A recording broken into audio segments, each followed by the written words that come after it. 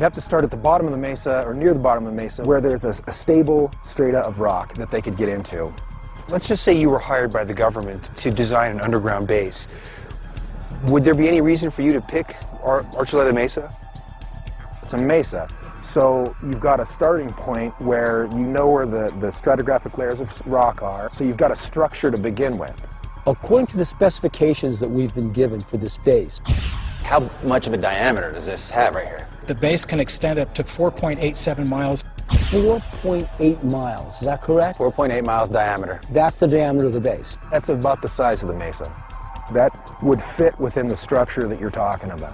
Garth is telling us that Archuleta Mesa actually has the size to house something of this magnitude. And while I don't necessarily believe yet that there is a base inside the mesa, it's good to know that the possibility of it being there is real. It's conceivable that they're coming in through tunnels and actually drilling out the space for this underground base from the bottom up. If that technology were true, then that would be possible.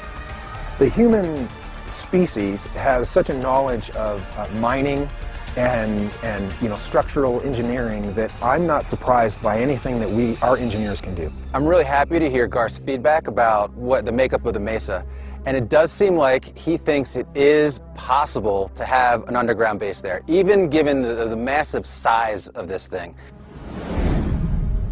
Garth said he didn't know what kind of technology we had that can do this kind of drilling in an expeditious way, but John Rhodes showed us that technology exists today.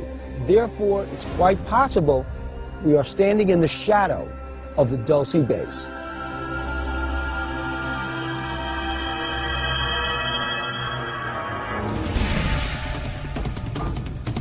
I really want to find a vent. That's really what I want to find. I'm going to have to get a better look at that. It's a 14-mile underground tunnel that goes under that mountain there. Yes.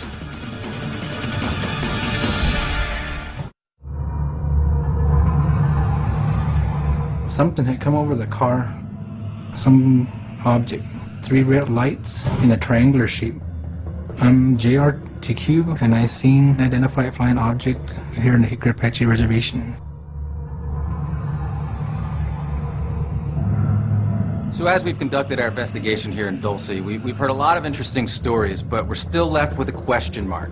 And naturally, that leads our investigation to one place, Archuleta Mesa itself. It's treacherous and it's dangerous, so for safety reasons, just Pat and I are going to go there, and we're going to see what we can discover. Given the vastness of the area, it would be a little bit silly for us to go it alone up here. So we brought Richard along because he's an experienced guide. He's been up here before. He's familiar with the area. And he's seen a vent or some kind of hole in the mountain before, so we're trying to find that now.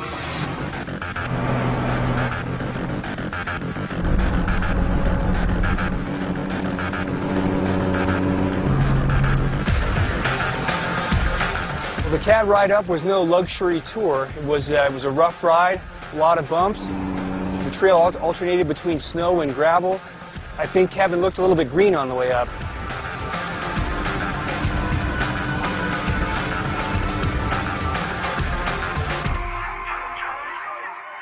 The snowcat has just dropped us off at the top of Archuleta Mesa. We're finally here, over 9,500 feet. Overlooking the entire Hickory Apache Reservation. The view is spectacular, and I can't help but think that if there's any truth to this story, that there is an underground base here, we couldn't be any closer to it. Been waiting a long time for this, to get to the top of Archuleta Mesa. And if there is an underground base here, and this is where we're going to find it.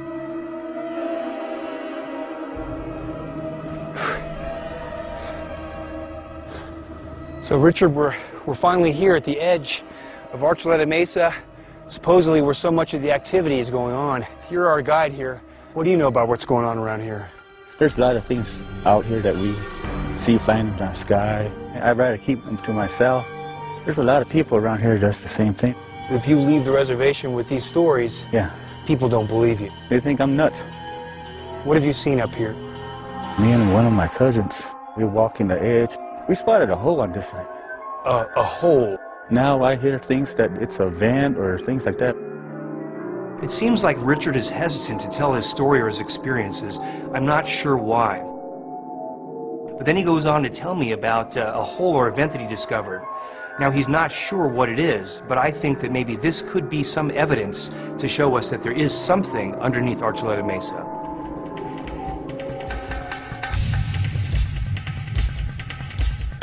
Before coming up here, so many people have wondered what these mystery towers were. Some towers are transmitters for TVs and things like that. From down the ground, they look like something special, out of place, out of the ordinary, but from right here, it just makes sense. I really want to find a vent. That's really what I want to find. Well, I'm going to pull out the infrared camera and see if there are any unusual heat signatures in the area. The FLIR camera is measuring the difference in heat, and it's primarily used by law enforcement to hunt suspects at night. Now, what we're going to do is look for anomalies in the ground. If there is an air vent, if there's hot air coming out, it's going to be at a different temperature than the surface of the mesa itself, and we're going to find it. I don't expect any kind of sign that says, "Welcome to the underground base," or any armed guards or anything like that. What I'm hoping for is just some signs of human activity that's just kind of out of place. That looks a little interesting.